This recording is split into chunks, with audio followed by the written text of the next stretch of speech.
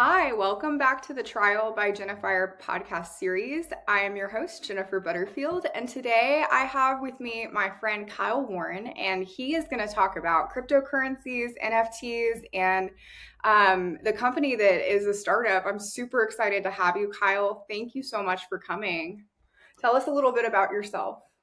Thanks, Jennifer. Yeah, thanks for the warm intro. As I'm not used to doing these on the other end of the camera, so I'm going to say a little bit about myself. But my name is Kyle. I go by the pseudonym on Twitter as Boona.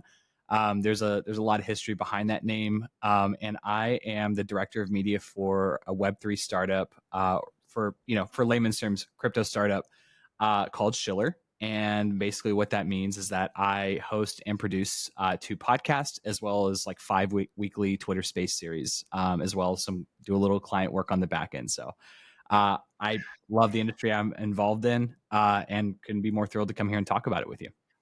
I'm super excited to have you. I ask all of my guests this question. What was the conversation around personal finance like in your home growing up? I remember when you sent me this question, I was like, "This is a good one." It's a good one because I was given some of probably the best advice. My parents, just to give you some context, they parents are very good at saving money. They're very diligent about their money. They always have been, and they taught me all the right things. But as a kid, naturally we don't think our parents know anything, and we think they're stupid, and Mm-hmm. that everything they say is to prevent us from having fun, and Right. they just don't get it, Yeah. so I will say I was given great advice. Save for taxes, save, for a rainy day. They taught me about stocks. I didn't really understand stocks, but they taught Mhm. me about it. But naturally I rebelled against all of it. So I kind of had to, I'm in the, one could argue that I'm still in the process of figuring out how to find my own way with it. Mhm. And through the years, there are a lot of things that my parents, the advice that they gave me was very sound. But also, I do think that we're in an interesting time, is that the opportunity that we have versus what they have isn't quite the same. So, Right. so there's a bit of unlearning. It's like it's figuring out what they said was still applicable to me Right. and figuring out what is not. So, yeah. Ugh. That is like, honestly, nobody's ever answered that question that way, and it brings up so many things that come to the forefront of mind because I'm just thinking because I've written blog articles and produced content on like the purchasing power that we have today and versus what our parents had and their parents had. And it's like less than half, right? In Yep. terms of percentage of like the purchasing power that our generation has, and Kyle and I are pretty close in age. We're like a couple years apart, but in relativity to the purchasing power when it comes to the housing market, when Mhm. you're looking at wage stagnation and costs of mortgages, and I feel like buying a house in today's society, like for the average millennial couple or individual, is just really not. I think it's not as big of a milestone. I think we're starting to see it like phasing out. It's like, okay, well, I think a lot of people think, oh, it makes more sense to rent and then buy a home and then rent that out. So there's cash flow. But even getting into a mortgage is like, Mhm. you know, yeah. So I think there's so much that comes to mind there. And I've also heard quite a few people come on here and they talk about like Dave Ramsey, and like that mentality around personal finance. And, you know, a lot of what I'm exposed to and the content that I produce is not necessarily like as stringent as that, And Mhm. so those are some of the things that came to mind whenever you were mentioning that. And I was like, yeah, I mean, we kind of have to navigate this in a different way. I'm really curious, like, you're big on crypto. Tell me a Yeah. little bit about how you got into that. And yeah, share with me like the story of how you were introduced, because it's been around, For a while. over 10 years at this Yeah. point. And I'm curious about your journey with it. And that'll kind of lead into some of the other topics that we're going to cover. For sure. And I mean, just before I answer that, I mean, today, like, I look at the opportunity of buying a house, and Hmm. it just doesn't excite me. Like Yeah. it's so far away that it doesn't even seem plausible Yeah. anymore. And so I'll weave this into the story later, but to me, it's like, okay, well, if that's not plausible, that's like the investable asset of our time. Uh-huh. If that's not available, what else do I invest in? Right. Great And right, question. so that's kind of where, in the beginning, I didn't really understand. I'll finish that thought probably in the middle of this story, but I initially, when I found out about crypto, I was like, this is dumb. Like, this is like weird. Like, this is like, why does the number go up? I don't understand the tech. I don't understand anything about it. But I was also very naive in my in my like personal finance journey. Like, I didn't really understand anything about investments. I was very much a reactive spender. I was just very much like not trying to save for the future. I was still kind of figuring it out.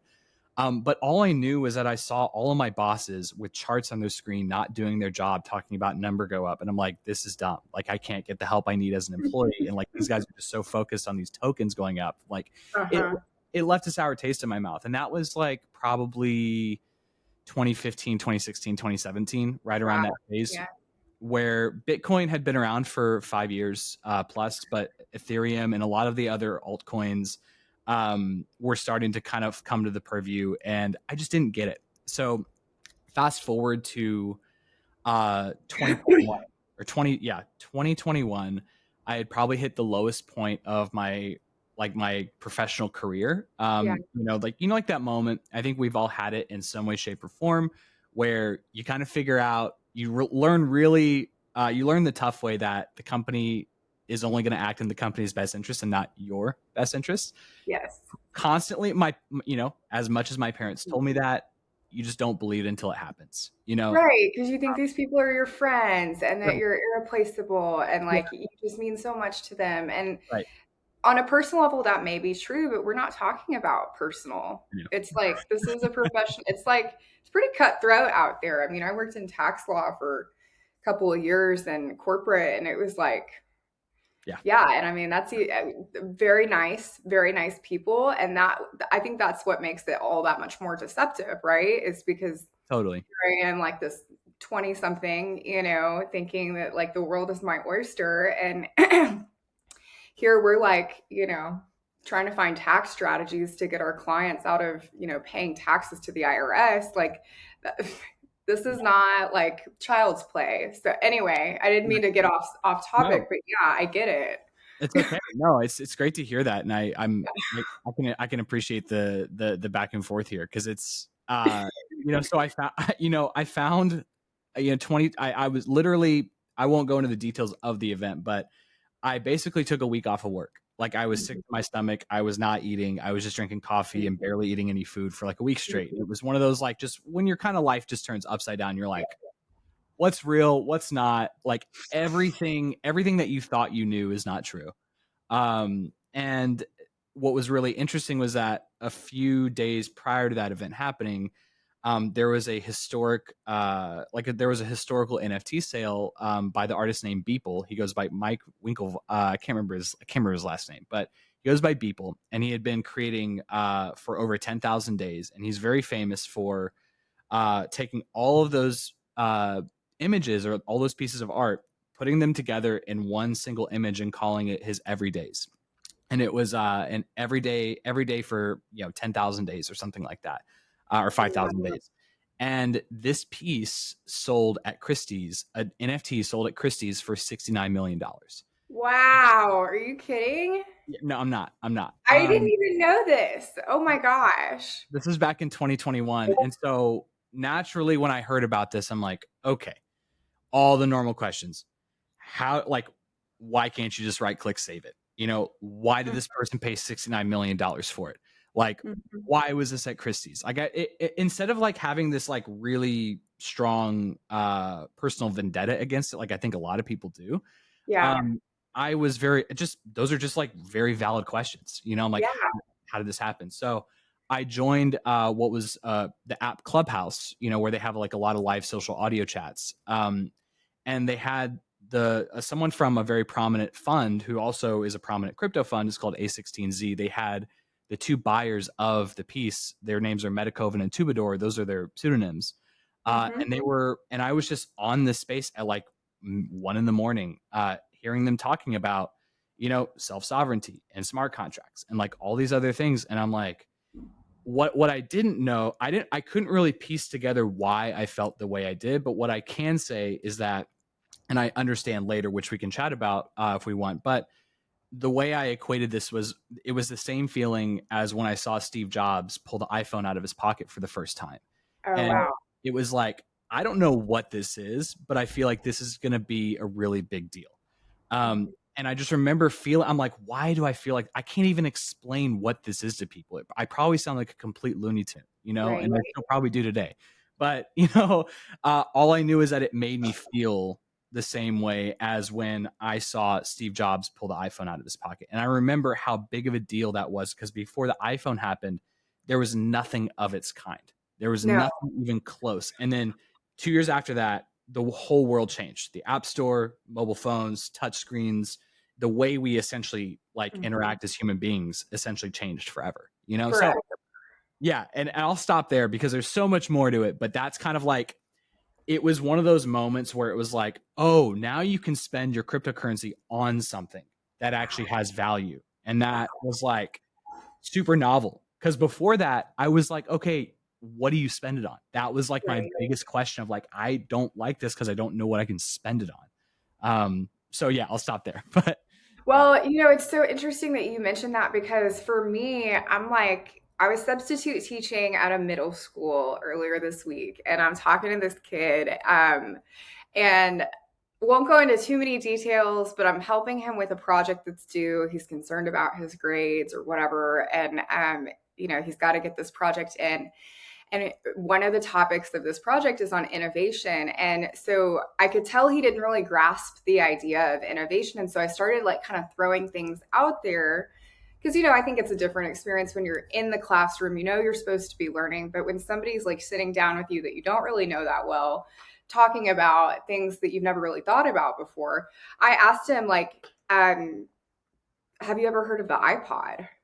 Mm, And he mm. was like, I think so. Wait, maybe not really. And so I tried to explain to him my experience with the iPod, which I was like I want to say maybe, it was either seventh or 10th grade in science class. I remember we were learning about biology and creationism, and evolution. And so this girl, Susie Kanzler, she had her iPod, and I mean, she was like, I was like, what is that? And you'd seen the ads and stuff, but Yeah, like, I mean, you think totally. about how we used to download music and like all we had was CDs, tapes, right? And the radio. And it was like with the iPod, I mean, you didn't have to carry this big CD player or cassette tape around with you everywhere, like a boombox on your shoulder. You just had this like slender Yep. piece of technology that you could go home and download your tunes from your computer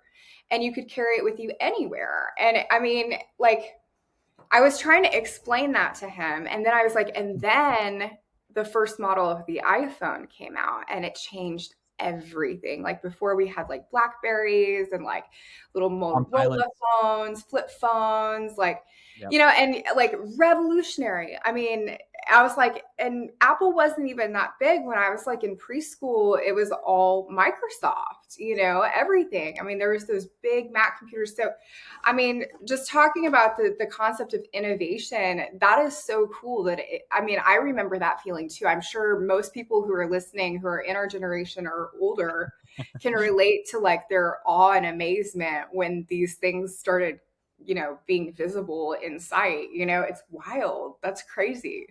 Totally. Totally. I Um, mean, yeah. Yeah. Go ahead.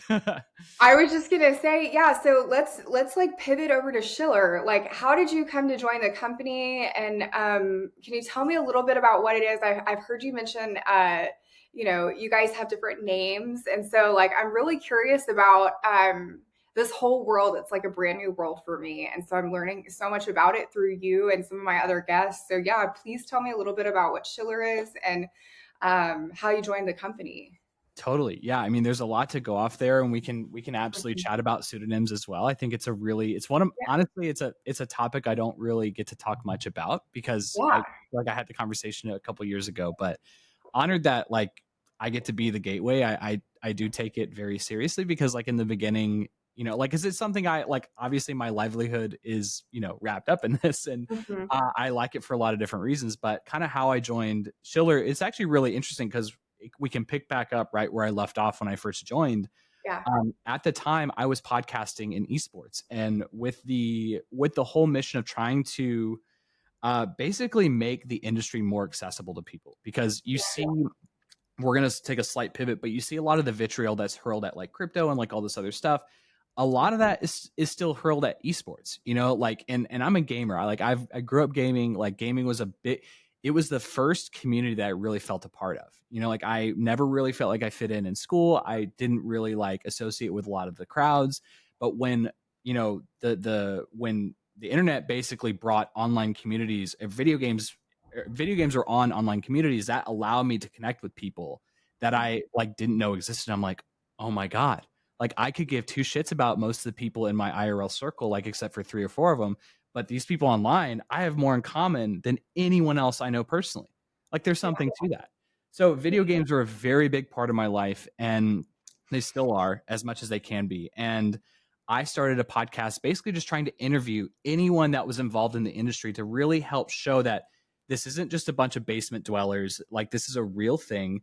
People Hmm. with real skills, if they love video games, they can come and participate if they want to. And I was like interviewing casters, players, production, coaches, owners, like anyone who touched the industry, I wanted to hear their story. Yeah. So that's kind of where I was at when I found crypto in 2021, or found NFTs in 2021. And so I remember thinking like, I can't talk about esports anymore. Like I just have to start talking about like this. I can't stop thinking about it. I was so obsessed. I'm like, I'm too much of an idiot in finances to give financial advice. I don't know anything about the technology, so I can't give like, write out articles and blogs and feel good about it. Yeah. And I'm not a trader, and like, so I'm just like, what the fuck do I do? And like, where do I add value here? And so I had the thought, I'm like, let's just like bring a bunch of people on and ask them really basic, in what I call like left curve, like just kind of like very basic questions. Hmm. And it took off from there. Like some of the guests that I had on were very prominent, and I didn't really understand how big of a deal they were, but like Yeah. right off the rip, because in esports, what was really wild about this, and I'm trying to like, I'm trying to really describe this scene here because it was a very different time than it is now. But people in esports were very reluctant to come on. It was still very much like they didn't want to like, spend their time, and they did this, and they were always busy, and like they didn't trust anyone. And I'm like, oh my God, I'm trying to help you. Like I'm trying Yeah. to like make this all about you. But with the industry and crypto and NFTs, everyone like it didn't, all the barriers to like get people on were gone because it was a brand new technology, and you had some of the highest up people just wanting to talk about it. Yeah.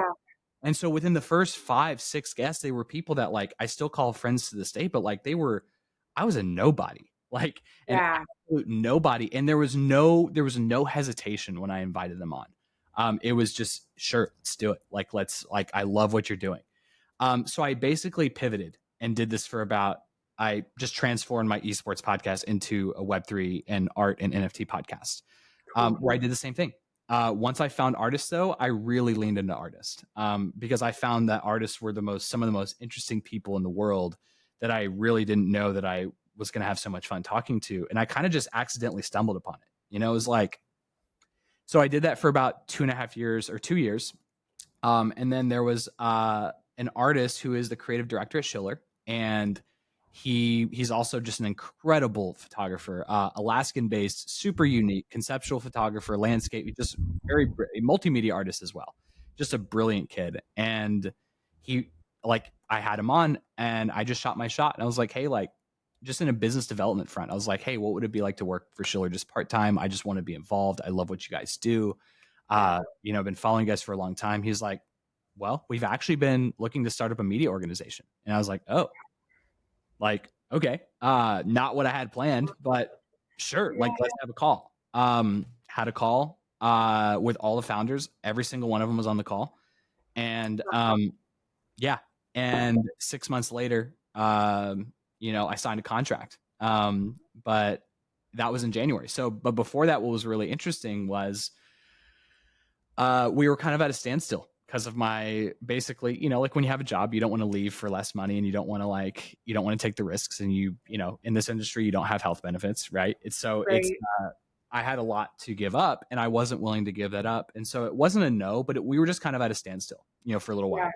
while. And then when I got laid off in December, I was like, okay, well, Yeah. I'm willing to bend a little bit here and I'm willing to negotiate and figure out how we can make this work. Cause again, like at the end of the day, I really want to be here. So, Mm. that happened. And then ever since January 2nd of 2023, this is where I've been full time. Yeah. Just to give some context to what Shiller is, it's a grassroots marketing agency. So it's just no paid ads, no social media influencers, no anything. It's organic grassroots marketing with a really big emphasis on storytelling. That's really we help people tell their stories really, really well. So that's and they do it. We do it so well. I say I'm not like haven't been a part of this organization for a year. We do it in a way where most people, because we have such a strong Twitter presence and we have such a strong, we participate in this community very thoroughly. So a lot of people don't even know what we do because like we collect art, we host Twitter spaces supporting artists, builders, anyone who's like involved with making this industry work really well.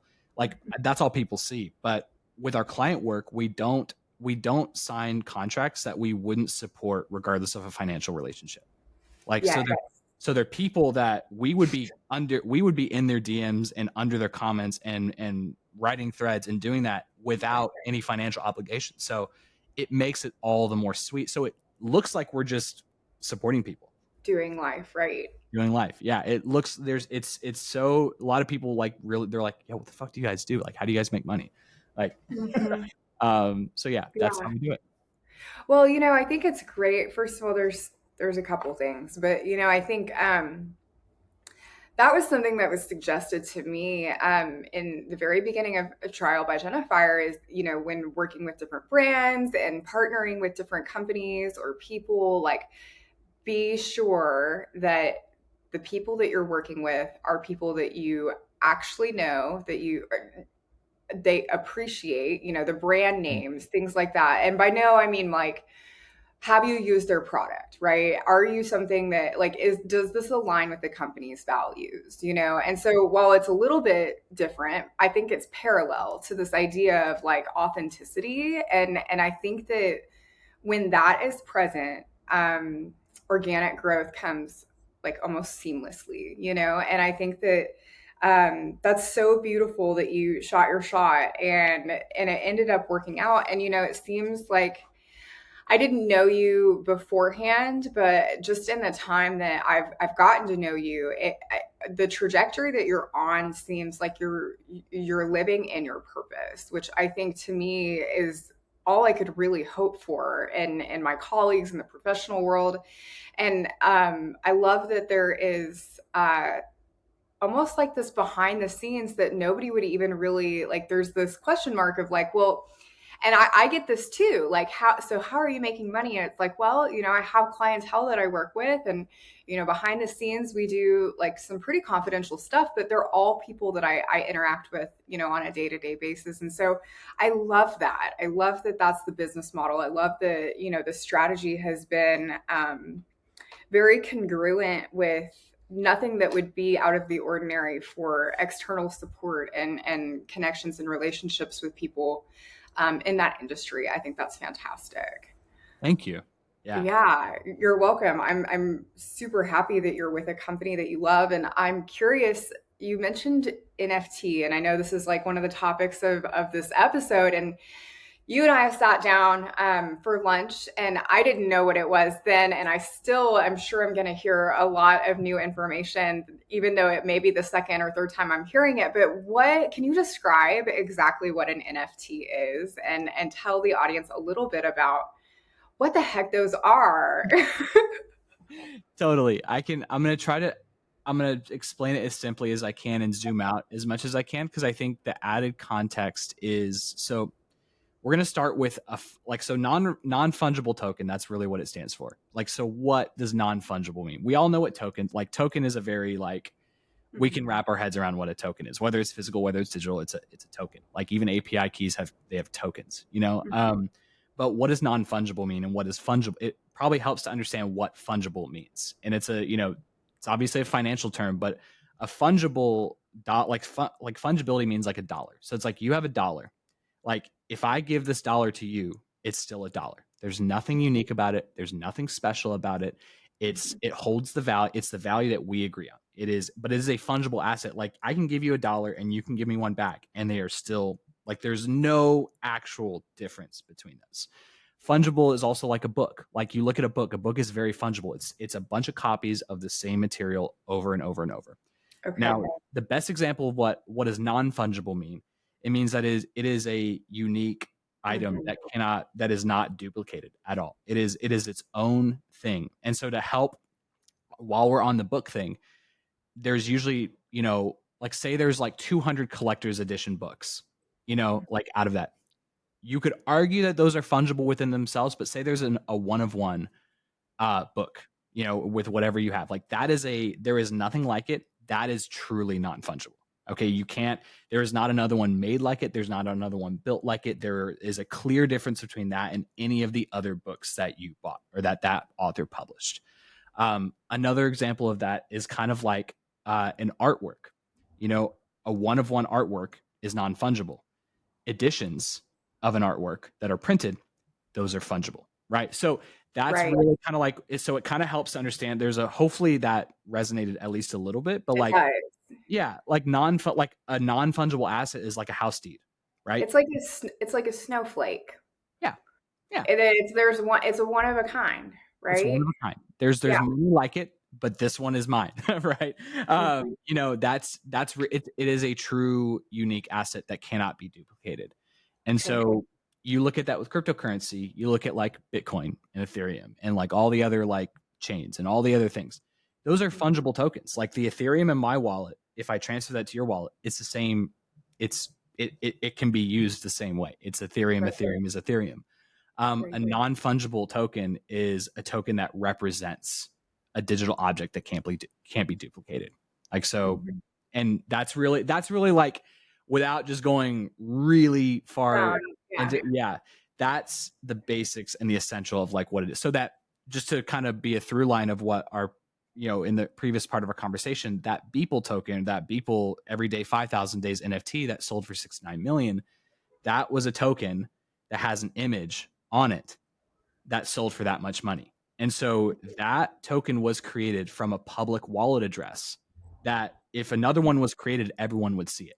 So if you created a duplicate, it would lose its value immediately. So you can see from the contract that token was created, that image was uploaded to it, and therefore that is a one of one asset. And that is a non-fungible token. I want to be sure that we post maybe like some information, an article, and maybe like a link to the image so that people can see it. And I'm super curious. This brings up like a whole like other realm of questions, but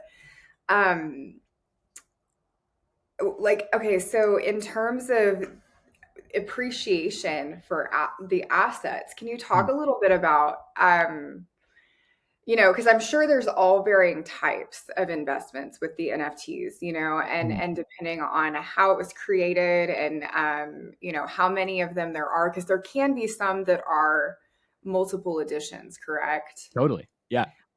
Or like there are several copies of them, so that people can like maybe 100 that are released of the same kind. Is that accurate or? That would be like an addition. That would be like an addition. Because if you say it's a one of one, you can mint something, you can create something as a one of one. But if you go around and mint something, if you mint the same thing and say it's also a one of one, everyone can see it. You're like, hey, like that's like that. You're lying. Got it. Okay. So appreciation. Can you talk a little bit about that and like what excites you the most about this market? I'm thinking like, okay, you see something in this that is of value, and I would imagine believe that this is going to be like continuing to appreciate, and like more and more people are going to start like acknowledging this as a currency. I think that's been like the main Yeah. kicker with cryptocurrencies and this industry is like, okay, are we on board with like we both are looking at this dollar and we see that it's a dollar, right? And so I'm curious about, like take me into your mind's eye with what you've experienced around this market and appreciation of these assets. Yeah, happy to do this. So I think the question that I ask a lot of people is that they're like really where when I don't know what anyone, when I have no understanding of their knowledge, their willingness to learn. I think that's a really big thing. Is that been a lot of people I've talked to. They're so unwilling to learn about it, and they're so unwilling to have a conversation that it's not worth my time.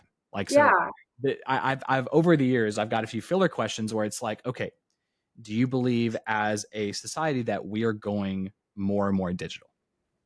Hmm. I think Right. everybody could answer yes to that question. Right. That's a Maybe very the Amish, maybe not the Amish, right, but right. But for the most part, like you can just look at what the data shows. You can't ignore that. So nope. if that's yes, would it make sense to have a way to own digital objects? Hmm. Okay, so that's like the two filler questions. It's like, okay, so how do you own a digital object? And Right, because up to this point, you look at like any image on the internet, you can right click save it and it's on your computer. right. But what happens when you like I like this is I don't know if I coined this or if it was someone else that did and I just stole it. But it was so long ago that I'm just calling it mine. But like transitioning from a right click saver to a left click owner, to where it's Oh like yeah, love what that. what does it mean to like how do you own a digital asset? And that's really where cryptocurrency comes in. Oh, Where this is fantastic. I like, okay, I don't want to cut you off, but I have to interject because there's so much that's coming to the forefront of my mind. I don't know. I had a guest on probably a few episodes ago, and we were talking about simulation theory and just some of the like innovations that have been made in virtual reality. And like Lex Friedman is one of my favorite podcasters. He's mine too. credible computer scientist, has interviewed some of the most incredible people. Like, I mean, we're talking nation leaders and, Oh yeah. Elon Musk, Mark Zuckerberg, Big you fan. name it. And, I think like one of the things that it was in one of his recent episodes with Zuckerberg was where they had their metaverse on, right? And I think you and I have had this conversation, and you can literally scan yourself in. And my significant other just got the latest version of the VR headset, and oh my gosh, I can pull my computer screen up in the virtual reality and like use my hands to manipulate the controls that I want to make to like do my Excel spreadsheets, or get on my Facebook and create a content or whatever. And but we haven't downloaded. I don't think this is available to the public yet, but I know there's Kodak technology where we can scan our bodies in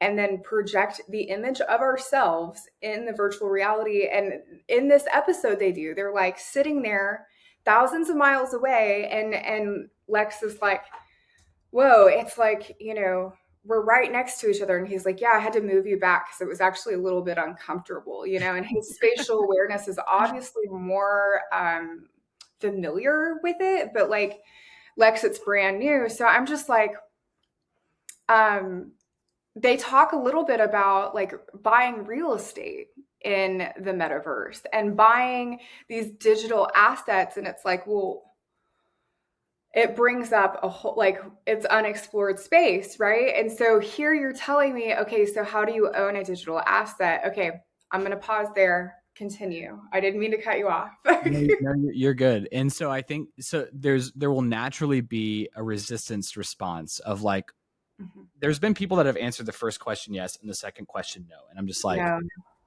like okay, dude. But you got also what helps to bring this more into context to make it a little bit more sticky is that you look at games like Fortnite, Call of Duty, Roblox, Counter-Strike is one of the earliest examples of this. People are spending billions on digital assets, like Wow. weapon skins. Like they're spending money on weapon skins um, that they don't. That's purely cosmetic. It's not for an advantage in the game. It's literally to digitally flex what you have. Really? Yeah. Oh yeah. So look up Fortnite, look up Call of Duty. Those are the two biggest, and you look up Counter Strike. People have been spending millions of dollars on weapon skins and characters for years. Like they've been doing it for over 5 years. Wow. Um, and so if you want to make it, say you're not a gamer and you're like, okay, Kyle, I don't get that. I don't spend money on this, whatever. Most likely your kids do. Ask your kids. But number two is you look at, we have so many social profiles. We have Facebook, Meta, we have Instagram, we have Twitter, we have Pinterest, we have Snapchat, all these things. What is stopping any of those companies from just saying you don't need to exist anymore on this platform? And Wow. what can you do about it? Yeah. Nothing. Absolutely nothing. So it's really interesting, and we don't think about it often. And granted, it's not something most people think about, so it's hard. I'm not gonna it's not a sign of judgment. It's just like, you like hear it or like think about it, you don't really know it. But with that, why don't we own, if we are going more digital as a society, why don't we have ownership of our digital identities? Hmm. That makes no sense. Now, I mean, we've accepted it. It's great. It's cool. But we build these massive followings and I'm not even going to mention the names of controversial figures, but like you look at controversial figures. And if you look at like, this is kind of the way we make our money on the internet. This is how we build a presence. This is how we build a brand. Right. Like whether I agree with what they do or don't do, the fact that someone can just erase your account, that's kind of weird. It's Like scary. it's scary, right? Yeah. Right. Well, and I think this is one of the things that I have been um, trying to explain to my family and friends around kind of the reason I started my own personal brand online is mainly because I mean it's like I'm looking at, okay, AI could replace just about almost any job potentially. I mean, I would say with the innovation they've had in robotics and stuff like that, I mean like having your own brand is one thing that I mean they can't duplicate you. And so Right. creating a following, but you're right. I'm like, "Oh gosh, that's true. I mean, easily, we can have our profiles deactivated, our rights, completely stripped Yeah. away for something we may not even agree with. And like I've had it happen where I'm being censored on Instagram. Like I'll go and I'll post things on different influencers posts, and I'll post something and it'll flag me for community standards, and there's literally no reason that it was a total glitch. Like I don't know why exactly it happened, but I ended up emailing Instagram and be like, hey, can you review these? And like it still continued to happen until I gained a following that was like substantial enough in size. But still, I mean, having that barrier to entry during that time was like crucial. Totally. So you raise a really good point. And okay, so okay, I wanna ask, so what would you suggest to anybody who's interested in learning more about NFTs and investing in the NFT creator market? Like, and how do they start to like refine their eye for these things? I mean, what Mm. platforms are you using to? I know I saw a museum of NFT artwork that was actually in a physical space. Yep. But I'm curious, like, what insights you have on some of those topics. Yeah, totally. And I think really what's really interesting is if you unpack the layers of this technology, it's just kind of like I mean, again, I don't have a crystal ball. I don't know the future, but like the more and more I really peeled layers away and looked under the hood at the technology, the more it just kind of felt inevitable. And I'm like, Hmm. okay, like this is a really good thing to take a bet on. And what a lot of people, it's still so early in crypto that like, if you're not someone who's risk averse, it's probably not for you right now. Like, I just got to be fully like transparent, because like there is an element of risk with any investment, in Right. crypto, it's still very early. There's still hacks, there's still wallet drainers, there's still all these things that happen. So it's if you don't have money you can really afford to lose, it's really hard for me to be like, yeah, you should go in all in on this. But throughout the years, there has been some maturity levels. But one thing that I recommend, one thing that basically made me so excited was that find something that you love. Okay, like, because if there's not a reason for you to like be interested in something, you're just not going to be interested in it. Yeah. So find something that appeals to you within the industry, whether it's art, whether it's music, whether it's smart contracts, whether it's decentralized finance. There's so many different areas that like finding some in or some avenue where you're like, oh, that's really cool for reasons X, Y, and Z, and really just follow that. To answer your question on like platforms, I'm primarily in the art, like I interview artists and, art collectors. So the platforms I use are like Foundation, Super Rare, OpenSea. Like OpenSea is kind of on the very tail end of it, but art platforms are like Super Rare and Foundation.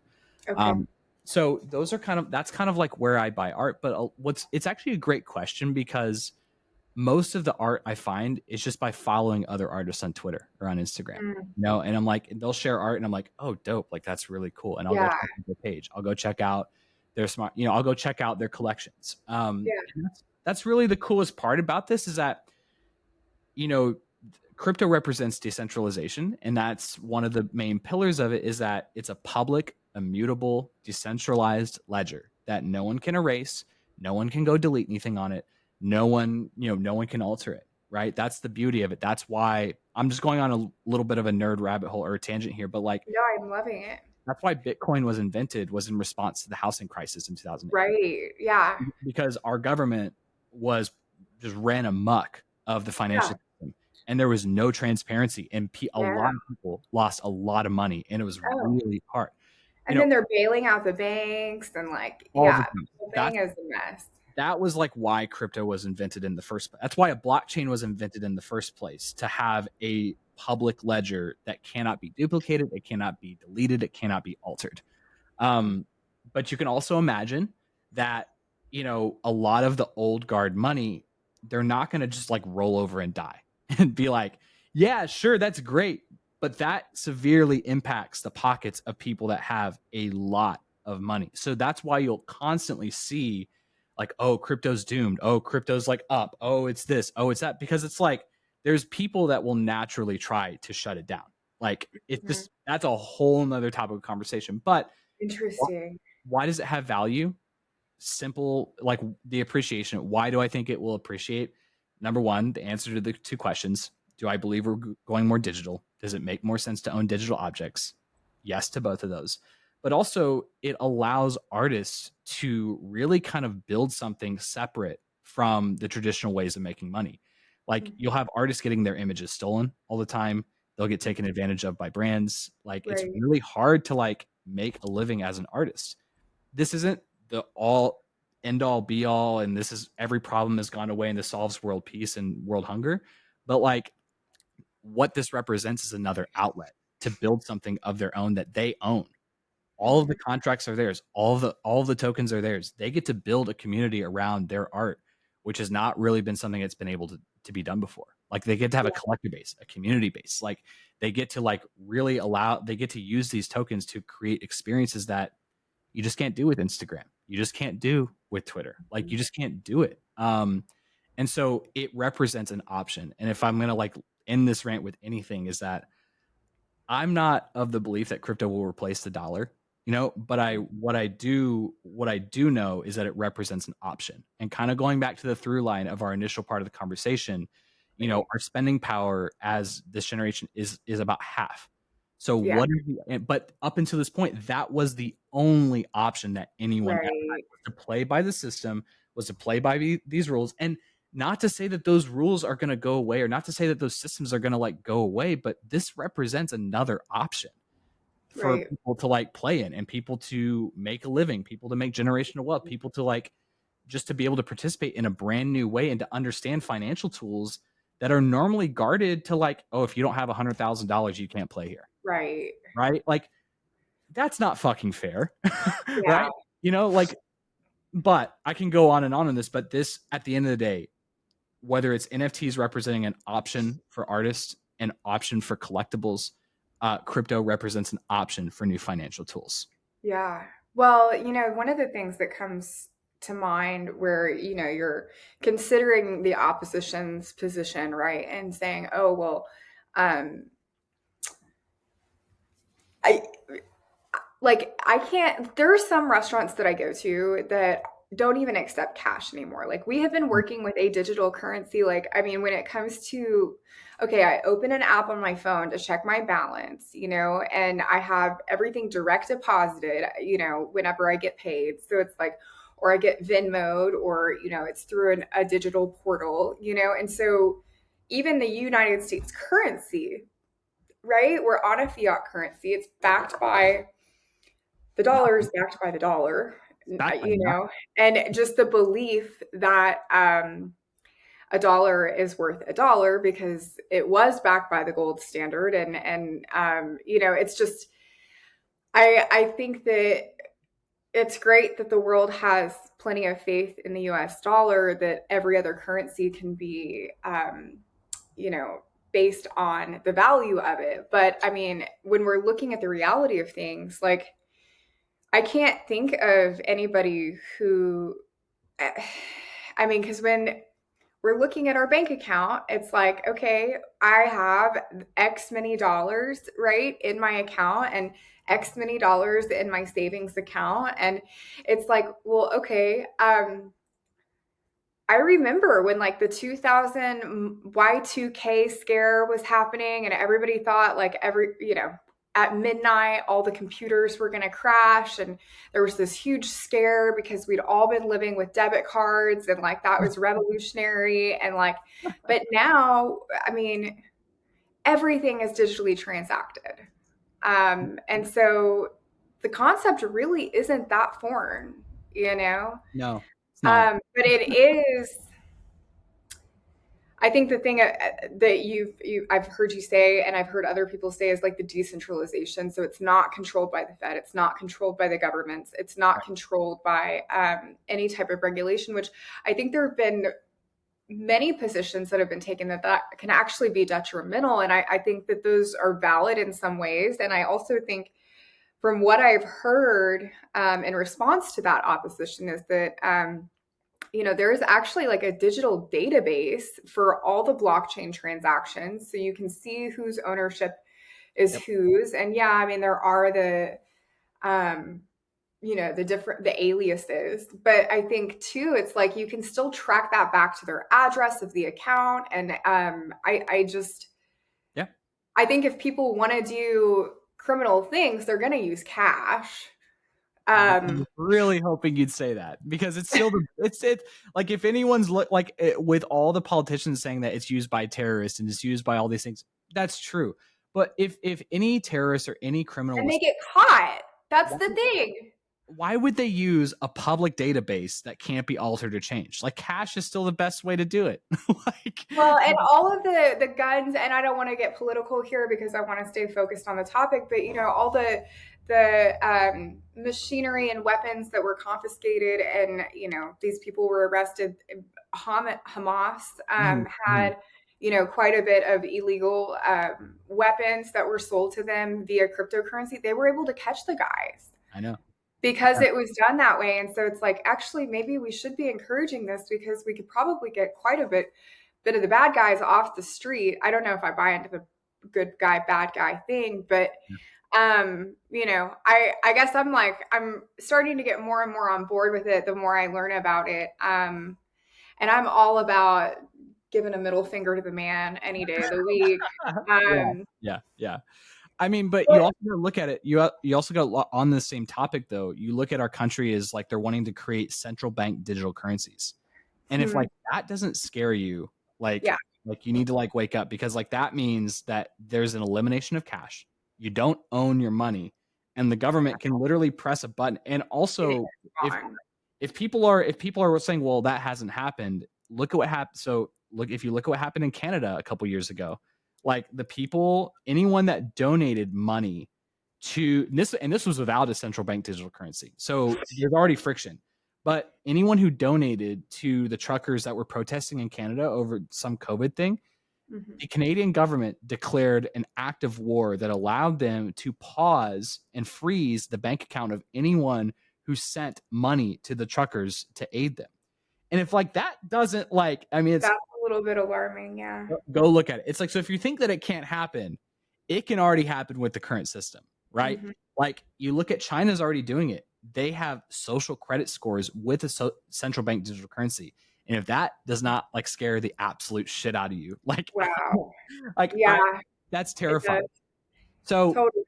if that is all true, if that is what is supposed to be here, having a way to own your own digital assets where the government can't just be like, that Mhm. makes sense, right? You now we can choose to talk about this later time, but like, there are a lot of risks with, being fully self-sovereign and being your own bank. That's what crypto Right, represents, being your own bank. But that also means like if you get hacked, there's no one that's going to get it back for you. right. You are security, you are management, you are the custodian of your own funds, Mhm. which, we put right now the banks are the custodian. They FDIC insure it up to $250,000 and yada Mhm. yada yada. But like, yeah, there's trade-offs. It's what trade-off are you willing to make? And it's like, Right. does it make sense to still have a lot of your assets in cash? Probably, but like if you don't like think that this isn't valid, it's I Mhm. went on a bit of a soapbox rant there, but it's like it's hard, like when you know the facts, it's hard to objectively say like it's hard to like honest to say like, yeah, that's useless. Mhm. How can you say that? Like, I don't know. But I get Yeah. fired up about that. Well, I'm glad that you do. And, I'm curious, this isn't one of our scripted questions. And Sure. I'm Sure. curious, like, as far as like tax implications with cryptocurrency, like, have you Hmm. filed your taxes? Do you have any, like, how do they, I guess you would pay taxes when you withdraw, like, but can you cash them out? Like, no, because I mean, how does, Interesting. Yeah, this is an interesting topic. It's still being figured out. The way I approach it, and again, find your own tax advisor. Figure, like this is not tax, yeah, none of this is professional financial advice. Please but consult a professional when discussing things as risky as investments. right. But go ahead. But so the interesting part is the way my accountant treats them is that regardless of whether you withdraw them or not, it's still capital gains because Okay, and you know what? I'm probably paying too much in taxes, to be quite frank.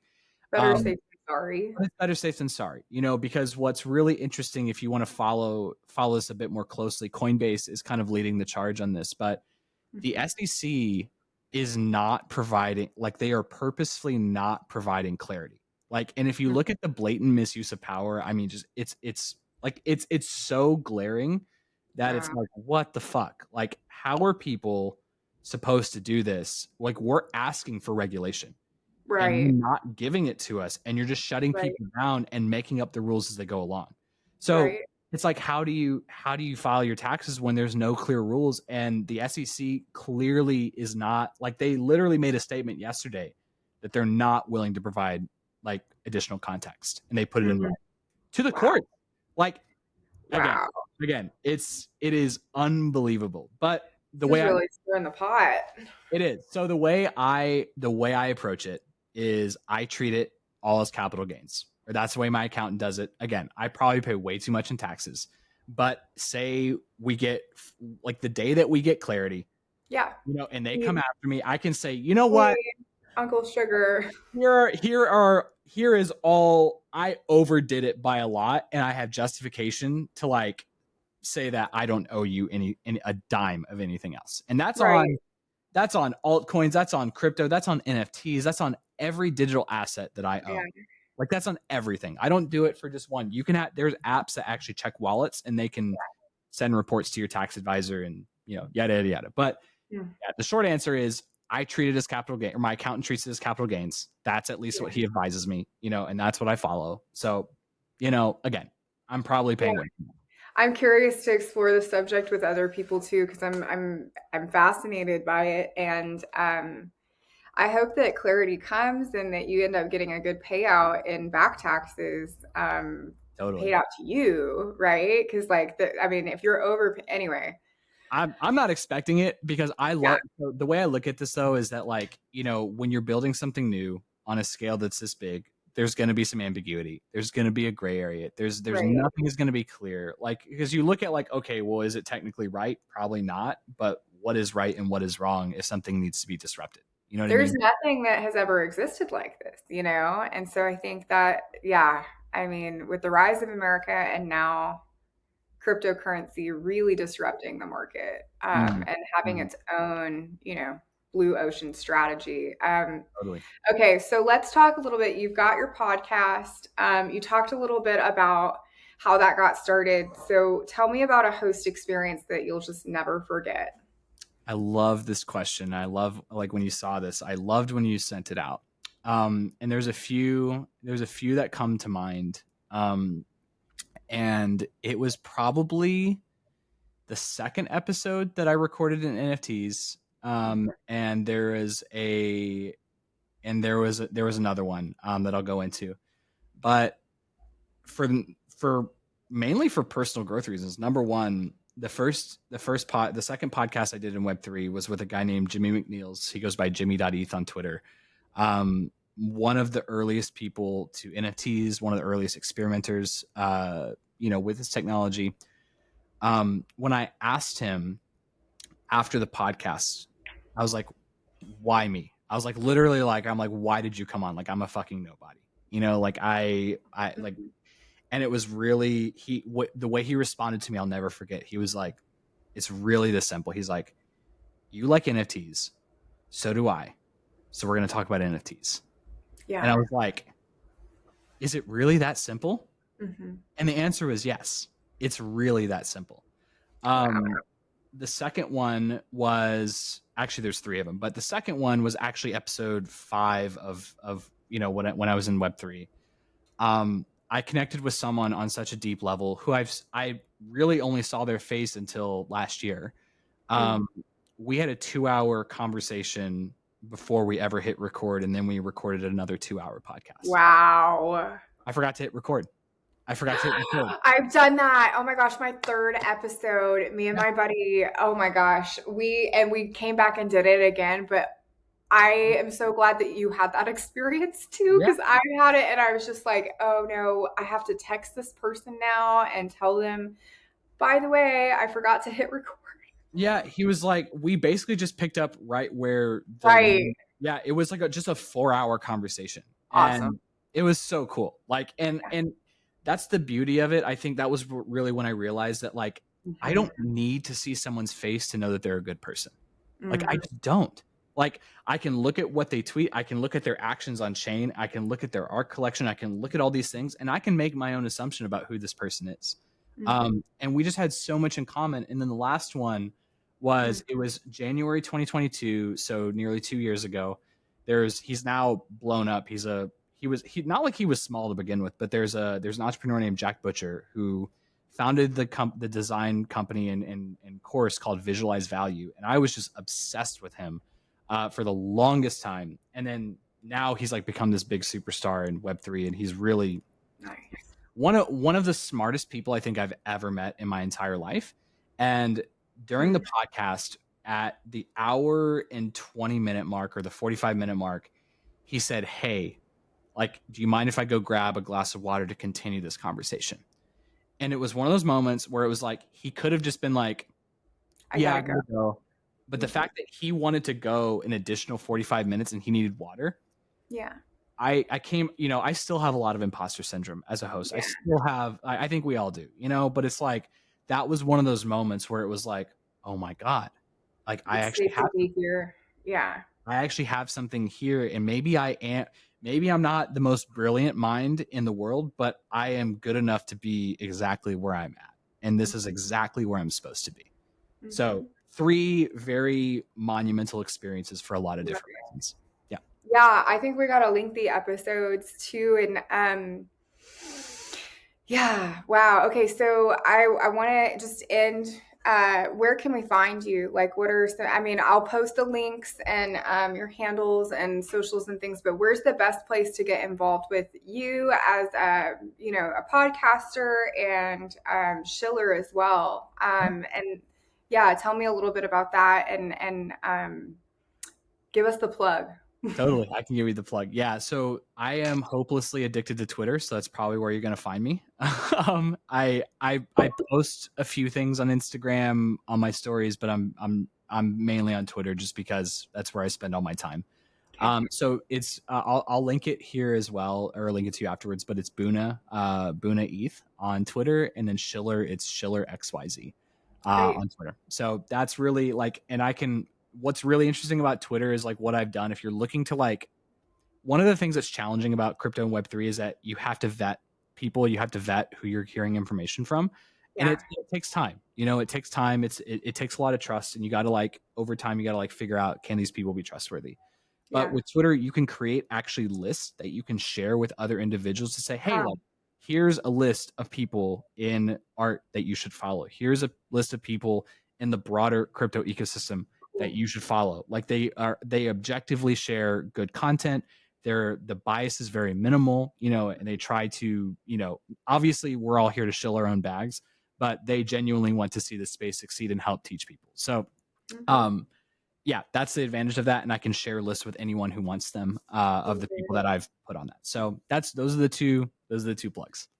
Thank you so much, Kyle, for coming on the podcast and chatting with me about these things. I think I hope that it just adds a world of value and insight into these, like, somewhat, I would say, obscure, like maybe topics that people aren't as familiar with, and maybe like I just think that you make it so personable, and you're a very wholesome person, and honest. I know you to be an Thank you. honest man of integrity, and so I just love the conversation you bring to the table, and I feel really grateful. Thank you so much for coming on the podcast. Thank you for inviting me. This has been a treat, and thanks for like asking such thoughtful questions, providing a little banter. It was just, yeah, it was a great time. So thank you for doing that and staying curious. It's again, it's easy with anything new to find a way to like take it down or to like Yeah. go against it. And you know, I love the infinitely curious. So Yeah. I very much appreciate that. Yeah, no, the pleasure was all mine. And for those of you who are going to be tuning in next week, I'm going to be hosting Terry Laster, who is powerhouse female entrepreneur, serial entrepreneur, mother of four grown kids. And we're going to be talking about female empowerment and what she's doing to promote that vision that she has and what it is exactly. And so feel free to tune in at our usual time, Wednesday at 10 a.m. Central Time, anywhere you get your podcasts. And I'll see you all next week.